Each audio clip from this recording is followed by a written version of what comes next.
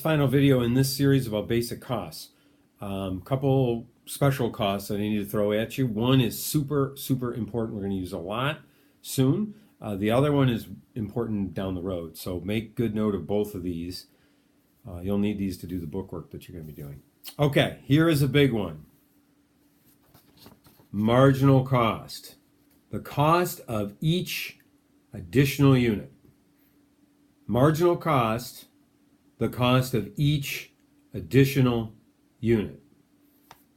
Now, if you think back to the math we've already done, comparative advantage stuff where we did marginal opportunity cost, the utility stuff where it was all about marginal utility, marginal is our big thing. Again, we're looking at each additional unit when we talk about marginal cost. So yes, all the averages, all the junk we just did, yeah, that's important, but this marginal cost, this is going to be the single most important. Now, where do we get it? Where does the number come from? Well, most of the time it's going to be a theoretical curve that we'll use, but here's the math. Very simple. It's simply total cost, just like we did like total utility, and then you subtract. So you can see that total cost is going up, and you can see also here that marginal cost is going up. Where'd that number come from? It's just the subtraction. So from 0 to 5, that's 5. So from 5 to 12, that's 7. And from 12 to 20, that's 8. So marginal cost comes from total cost. It's the cost of each additional unit. Now, not right now, but eventually that'll be factored into the tricky problems where it'll give you marginal cost, and then you got to figure out total cost. Like if you were told that the marginal cost, well, we'll get into that later. Don't worry about that right now. Okay, now the second one that I need to talk about has to do with ATC, average total cost. Average total cost is pretty important when we get into all of our graphing soon. But here's part of the purpose of doing average total cost. It's something called scale. And this is very big if you're going to be a business type major. But even really engineering, scale is a good business term. It means size, or to us, quantity. Scale means size. So when we're talking about like, what's the scale? Or it was on too big a scale. Well, we're talking about size. So when we talk about scale, that's code word for quantity. Now, the term that we get that's really important is efficient scale. It's where ATC is at its lowest. It's where ATC is at its lowest.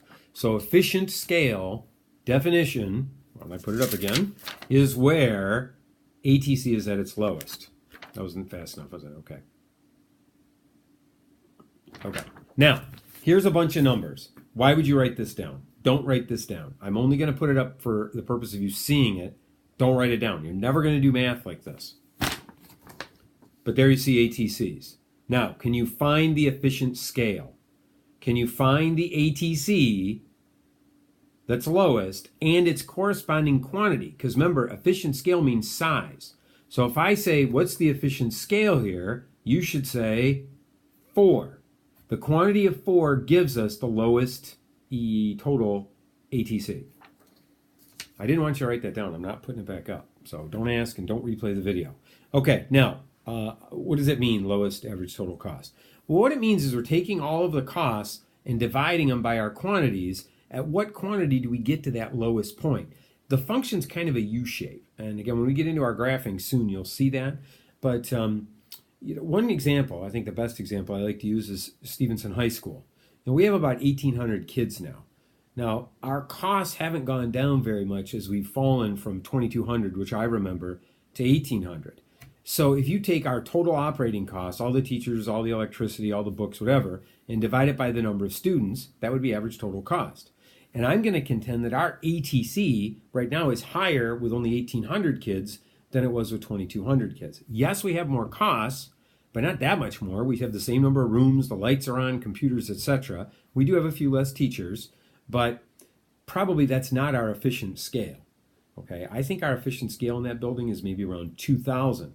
That's where you have the costs spread over the right number of people. Okay, maybe at 2,200 the costs are too high. At 1,800 we don't have enough people. So it would be, what size are you having the lowest average cost? Obviously total costs just keep going up. So that's a quick example of efficient scale. We're going to use that a lot.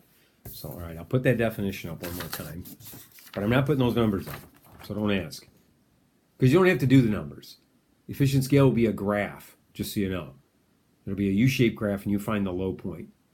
That is not hard. And that is it.